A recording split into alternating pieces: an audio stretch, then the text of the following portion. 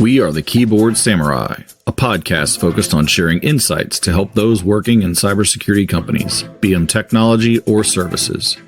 Each session, your host, Wil Klu, aka Wil Klu, sits down with professionals in our industry to illuminate topics that will help your security biz, team, or self be better. Let's hack into it now. Hey everybody, how we doing? Excited today to be joined by a former colleague, pretty long time at this point, and friend in Mr. Dan Hauser. Dan, how you doing? Doing well, my friend. How about yourself? I am fantastic. Why don't you tell the world, well, the 23 listeners, or however many, who you are and why we care? I'll talk to both of them. All right. Hey, so I've been doing security full-time since 2000. Started off doing it back in, I got my first security cert in 94. Studying emanations and cryptography, I fell in love, man. The whole Rainbow series of books and all that kind of stuff. Yeah. And had one of those belly button moment questions where contemplating the universe and everything. What's my position in it? I said, let's do security full time in 2000. Real good time to get in on that gig. And yeah, been doing it ever since. Had a good 9 years on the ISC² Board of Directors. And served as chair last year and treasurer the year before, and now termed out, can no longer serve, but term limits are healthy and good. Yes. So yeah. So been doing a lot of stuff with certifications for a very long time. And you know, Will and I talked. He said, like, hey, you want to talk about certifications? I said, sure, I'll talk about whatever you want. Yeah, absolutely. That's bass great. fishing. Yeah, no, I'm kidding. Is this fishing? Yeah. No, I text you first because I know you wouldn't answer emails. Everything looks like fishing to me. No, this is awesome. And yeah, I wanted to have you on because it's a hot topic. There's a lot of adjacencies we'll probably get into today. But I guess just, you know, looking at somebody who's been certified for longer than most people. Like I've been certified longer than most people, and you're certified longer than me. We just talked about that. So, you know, and with the, you know, the prevalence of all the different certifications, like what's your kind of take on the certification industry, I guess, in general right now, for as far as like technology, cybersecurity, kind of our areas? What's your general gut feeling on that? Yeah, and actually, I started getting on the conference circuit speaking in the early 2000, and the one my message at that point was I'd done some primary and secondary research into professional certifications with a particular focus on cybersecurity and affiliated, you know, like ISACA's audit certifications and the CFE certified fraud examiner and whatnot, and had done all this research on you know, their longevity and the value they gave, et cetera, et cetera. And I've been shocked at the journey that's happened since. It's exploded. There were a lot of certs then.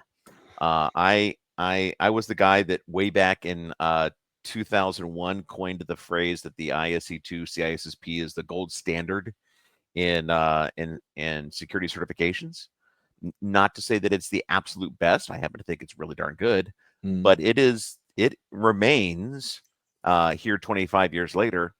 The standard against which all others are measured. Is the U.S. currency the best? No, but it is. It is the standard against which other currencies are measured. We've seen just this incredible growth, and you know, especially once Amazon and Microsoft and Google and some of the rest got into play. I mean, Cisco had been there a while doing that kind of thing, et cetera, right? And you know, Microsoft MCSE program was pretty hot for a while, but wow, since cloud became a juggernaut and a force in this world, certs are just everywhere. There's more than 67,000 is the last number I heard. Yeah, it's interesting because like people looking to get into the industry or like younger in the industry who aren't like CISSP ready, or they're like trying to figure out what to do. I'm always like, go get cloud stuff, right? You know, learn cloud security, get a couple cloud security certifications, even if they're introductory level ones, you know, super relevant. You're always going to be, it's kind of like you've chosen an industry that's never going to go away. You might as well choose the niche in it that's also never going to go away. Yeah. And that's where I think that there's a lot of value to be gained from some of those certification programs, almost all of which are free. Now, many of them, the testing is not, because Prometric or Pearson VUE have to be paid somehow. But there's some really, really solid programs. Oh, and I should provide, since I do work for a cloud provider, I need to provide disclaimer text, because I do work for Oracle. These are my own opinions and not those of Oracle Corporation. Although I personally believe it is a fine cloud provider, I am not speaking on their behalf today. Right. Absolutely. Totally understand that. And we will not hold anything against you or them. So, all right. So yeah, I love I'm there with the CISSP standards being kind of the gold. And when we say gold standard, we mean like it's kind of your North Star you shoot for, right? Like you need a pretty, you need a decent level of experience just to be able to take it. But you also, like, it's not easy. So it is not. You really need a lot of time. Yeah, it does not reward memorization very well, which is very, very intentional. And that's what makes studying for it more difficult, because it falls into the realm of education, not knowledge. And education is, I know something and I expand my universe by a bit and I chew on that for a while, and now I've gained mastery over that. I'm going to chew on a little more. Right. Training responds very well to, we're going to spend 5 days in a hotel slamming through the entire domain and then regurgitate it onto exam Saturday. Yeah.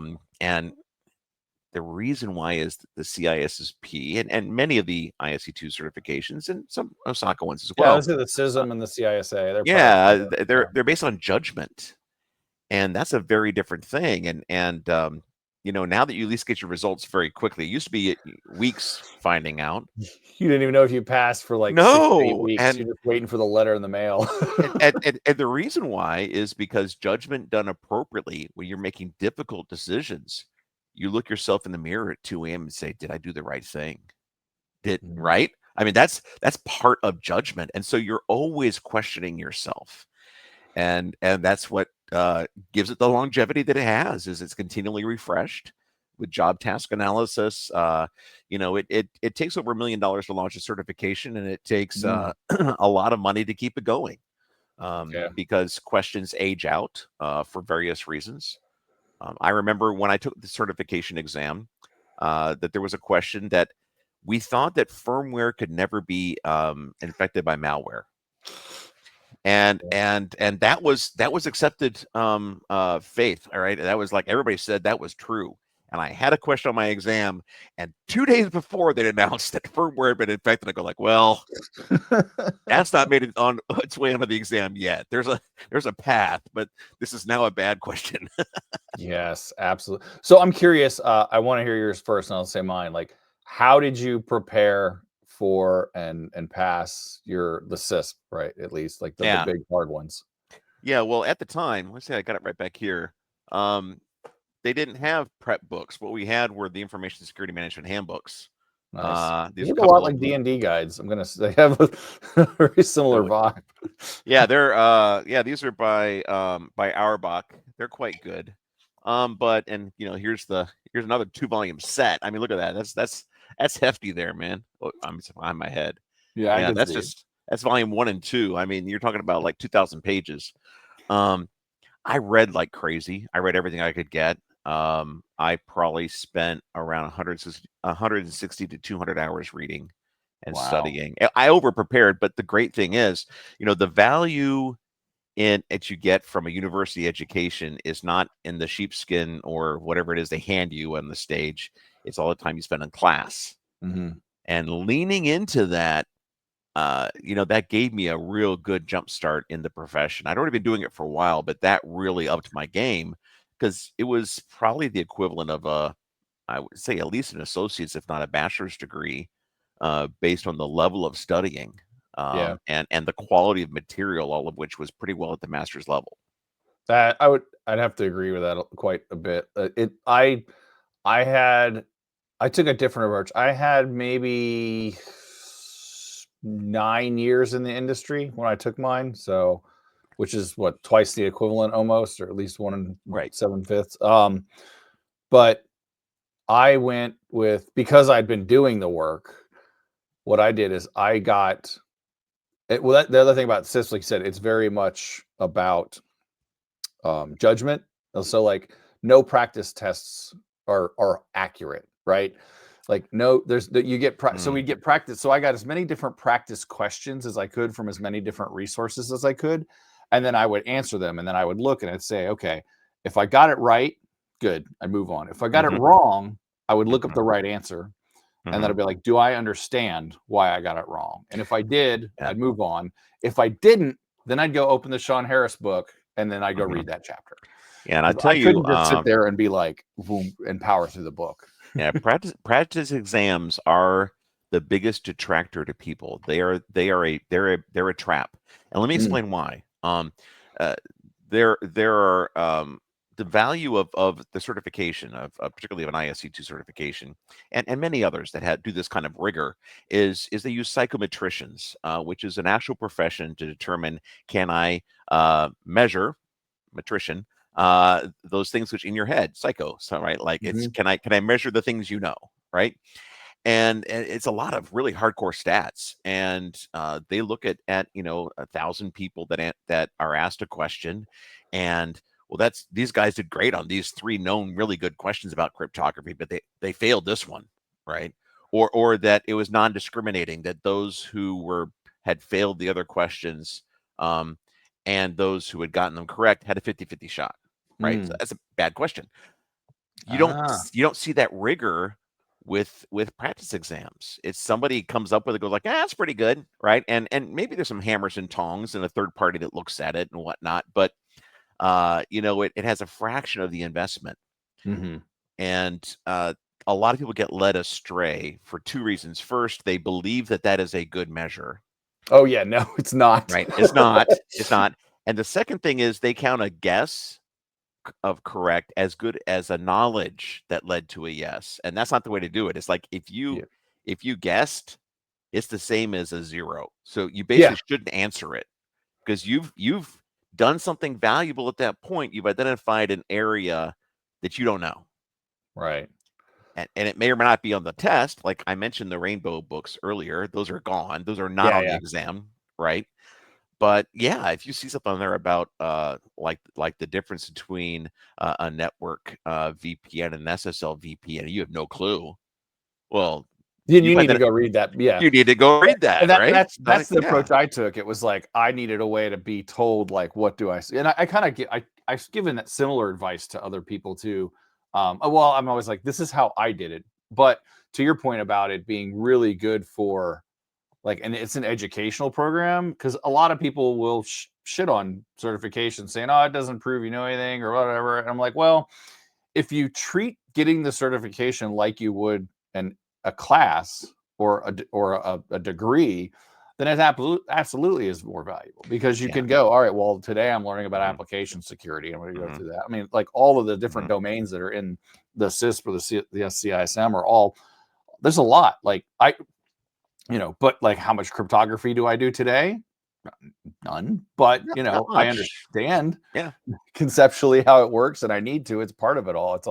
That's the point, right? It's getting that foundation. You have to be mindful of the reason why we have certifications, right? And the reason why ISC² exists is a whole bunch of organizations got together and said, we can't tell the real folks from the pretenders, right? That way back in the frontier days, if you were a blacksmith and pulled a few teeth, you'd hang on a sign saying dentist, right? And you had no dental training, you had pliers, right? And they said there are a lot of pretenders that don't really know. They're giving bad practice, and they're skipping over things. We need a way to tell legitimate information security pros from those who are not. And that's the purpose of certification. And think about I think the legal field gets it best with passing the bar. You've heard that? Yeah. Think of a high jumper, and if it's a 3-meter bar and you make it 3.1 meters, great. If you make it 6 meters, well, it's like world record. But anyway, you've cleared it by a good measure. It doesn't matter. And you, as an experienced professional taking the CISSP, and I had a friend of mine once who had about 12 years experience. He said, that was easy. Well, it should have been. It should have been after 12 years experience. Like, Yeah. Do you think Ron Rivest needs a CISSP? Don't think so, right? He's the R in RSA, in case you're like, Ah, yeah. gotcha. Yeah, he doesn't need it, right? I mean, the dude's a freaking cryptography rock star. Well, but yeah. it's funny you say that, because like I did my CISM way later and way less intensive studying. I literally was just like, I got the book, kind of looked through it. A lot of the difference I noticed between ISC² and ISACA was kind of just the way they say things. Like you kind of have to learn to answer, and what I kind of would say, the way they want you to, so to speak. Like here's kind of our interpretation, and that was really. But like you said, it was not. I will say though, I had, when I finished my CISM tests, and again, I still had to wait for the mail. It was that long ago. I didn't feel like, yes, I nailed it, or man, I failed it. I had like no reaction at all. I was like, okay, I did the thing.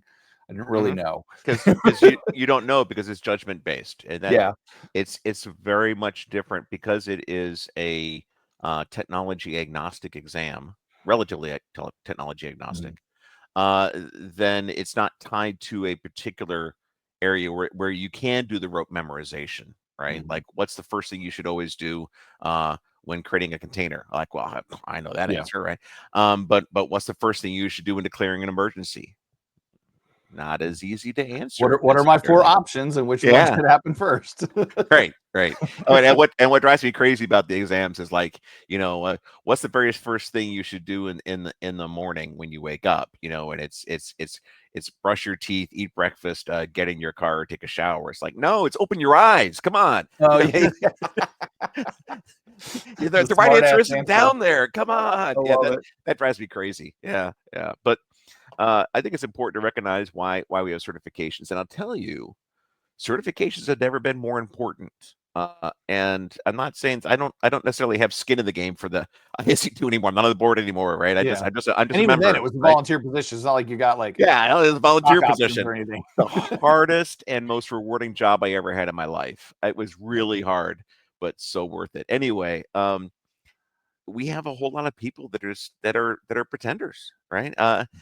There are so many positions short right now in the information security field, and based on what real people are telling us that are hiring managers that can't find the talent they need, that there are a lot of folks being drawn into the field that don't necessarily have the breadth and depth of experience necessary to provide sage counsel as a cybersecurity professional. I'm not throwing rocks. I mean, everybody had to get in some way or another, and certainly you and I both came into it, a long time ago without any of that.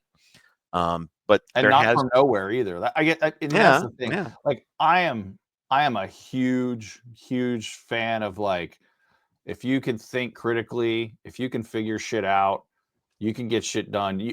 There's a place for you, right?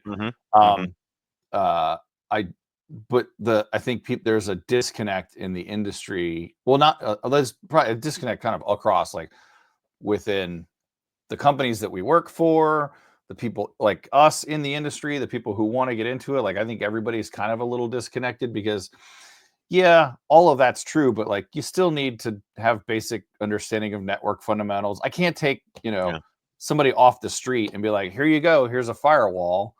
We can train you, which is great. And I think we should hire people with no experience and basic skills, or there should be program like some stuff Rihanna's doing, in Missouri, with all the programs where they're training, kids in school and stuff like that. All is really great. All good.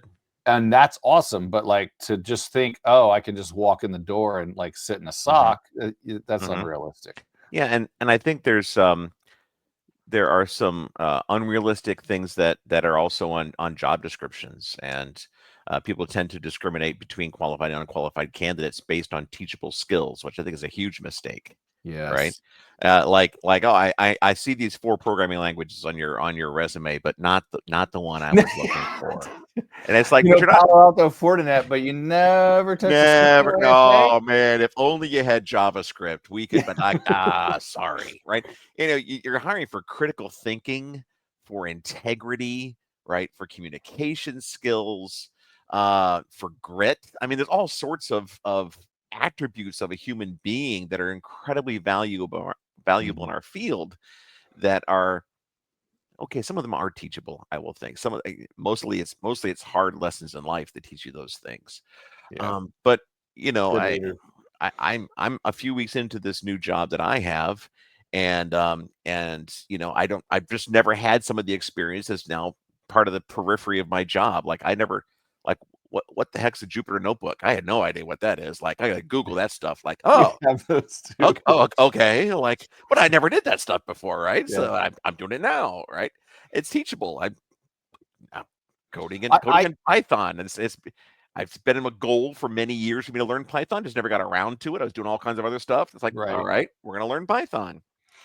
Yeah. I am 100% on board with you. And it's when I hire, like that critical thinking, that understanding, the analogy I used to use was, I don't care what firewall you know how to, administer, right? Mhm, Because I mhm. can teach you the buttons, the difference between, this one and that one, and which buttons do the things. I need you to know why an any rule's bad. You know Yes. what I mean? Like, I Well, need you to understand yeah. why and how it works, not just what Mhm. buttons to push. Because Yeah, literally, a monkey can be taught what buttons to push yeah, when now AI can be taught, right? So, right. like, if I can code it, if all you're doing is following a flow Mhm, chart, then mhm, you're at this point in the game, you're useless. mhm. Well, I'll tell you something sad. I interviewed a senior firewall technician many years ago. Senior, right? This person had like 5 years experience, and a whole lot of that was doing firewall config and then the enormous stack of please open this port in the firewall, right? Yeah. He didn't know what a listener was. And those of you watching should probably, like, if you don't know what a listener is, you should find out. Like there's a port on the computer which is listening for some voltage changes that says, "Hey, I have an incoming packet on this port." And so, oh, look, it's over 443. All right, that's a web server select. I know I where I to know send it that to. is, yeah, that's a TLS session coming in. Hopefully, it should be TLS. I know how to handle that, right? And he didn't understand what a listener was. It's like you've been slamming things out without really understanding what it even does, Yeah. right? And it was actually sad, right? Yeah. Yeah. It is tough because it's like as a generalist, like I say I know a whole little about a lot, right? But that's also why I would never go and apply to be like a senior firewall engineer, or like, like the things that I don't like, the areas that I would be expected to be a knowledge expert in. I would expect to be not like a deep knowledge expert. Like, Right. again, like, understand the underlying work of it, not just how it is. Don't just pass the Mhm. test. Because, like, we talk about, ISACA, ISC², those guys are tough essentially. But when you get into the vendor tests, they're not. Like, Mhm. you Mhm. can kind of just study the answers and learn the price. I don't know. Learn the pricing, because that's the thing that always kind of ticked me off. Like, I hated about. I won't name any vendors, but like, there's some that would just throw out like, what tier of pricing would somebody? And I'm like, who Who cares? cares? Yeah. And and I think I can look that up, Yeah. right? Yeah, yeah. Well, and I got burned once from somebody who had worked for a VAR, and Mm. they had basically free testing, and he had sat down every month and taken every single one of Long of alphabet. yeah. Well, it was back in the Novell days. He'd taken every single Wow. Novell exam there was. And so the dude had alphabet soup, right? Like, man, you're an expert. I like God. And then things went to hell in a handbasket, had a crisis, and he said, try this. And it just crushed the server. And I left the building 30 hours later, right? Because he was a paper cert, right? He had paper certs, didn't really have the knowledge. Now he has since gained it. And respect for the guy because he learned from that. I learned from that. We all learned from that, right? But Mhm. um, you know, that's one of the dangers is was the rest of the resume there, Yeah. right? Well, that's an important fact that I think employers don't understand always. And Hmm. like, when I got my MCSE back in the back in the early 2000s. And even like my Security Plus, like that even in the course, they were like, this does not make you an expert in Microsoft security engineering. This proves you have the base minimal knowledge to go in and do the things that are necessary and learn and figure out more and become that expert, right? Right. And people are like, well, if this person's got a CISSP, they must know everything. It's like, no, you understand a lot and you have the ability to figure all the other things out. But like you said, going full circle back to I'm a farrier and now I'm a dentist. Because I think we're kind of like, I look back to like the 70s and 80s when developers were essentially that way, right? If you could code, if you could make a mainframe work, you could wear whatever. And this is where like you had to go to work, 12 hours a day and wear a suit, and these guys could show up in freaking flip flops and a hoodie, and get a job. Like, can you code? Cool, you're hired. And then now, I wonder if we're getting there with AI. Like, I don't know if I'm sure there's some certs out there for it, but I wonder what the state of that is. And I think that it's even more challenging because the organizations that are implementing it aren't necessarily thinking about it the right way. So they're just like, well, I need to do this little thing with AI and this person can do it. So let's go. So it'll be interesting to me to see how that kind of like continues to evolve. Yeah. And AI is this real interesting wrinkle. Right. It's been around for a very long time. In fact, I selected my university. 70 something, right? Was the first. Yeah. Like the reason I chose Taylor University in 1983, when I started going there in 84, was they were the leading AI university in the Midwest. And that was why I chose them. Left with a business degree to leave with an AI degree, but I mean that was why I chose them. It's like, oh, they have a great computer program. Look, they actually have an AI program, and I did some modeling and simulation and stuff like that in college. And it's probably where autocorrect came from. I mean, quite possibly, yeah. But yeah, and so people are like going, there's a sudden new thing called AI. It's been around a while. It's been like the Turing test. Like, Turing died a long time ago. Yeah. So it's not necessarily a new thing, and Metropolis, that old black and white movie, was looking into that was one of its premises. So it's been thought about for a very long time, but only recently has it come into that amount of visibility, and I think that there are some challenges we're going to have, certainly. The number of GPUs that we can create, that we can actually farm in a campus, it's enormous heat sink. You hear about some of the power that's used by a data center. It's like the Doc Brown 1.21 gigawatts. I mean, it's like, it's a lot. Microsoft bought TMI just to be able to turn it on and be able to run more AI. So yeah. And Microsoft, I think for a while, had a data center in the North Sea. It was submerged. Yeah. I remember that. That was like a proof point back in the like 90s or early 2000s. Yeah, it was pretty cool because I mean, like heat's a real problem, right? So I think there are some unique challenges that we're going to have, and we've seen the onset of IoT, that we're now in the trillions of devices, and Lord knows how many of those are able to handle the epoch date that's coming in 2038. And what is the average life of an IoT device? Nobody really knows. It's a long time. I will tell you that the Ring that is now Google, the original ones, had a battery that was hardwired, like basically you couldn't replace it. That after about 3 years stops working. Yeah. So you have to you have to take because that's what I have, and it's like so it doesn't actually ring the actual doorbell device anymore. I have to have it use my smart speakers and stuff. So they weren't planning for it to be there very long. Well, there was an unpatchable exploit that was just released and published against printer manufacturers. Brother had quite a few of them, but millions and millions of printers, and it can't effectively be patched. It's a manufacturing change, right? Yeah. So you can't even solve it by shoving new hardware into the thing. It's like you have to build them differently. And that's a very visible component.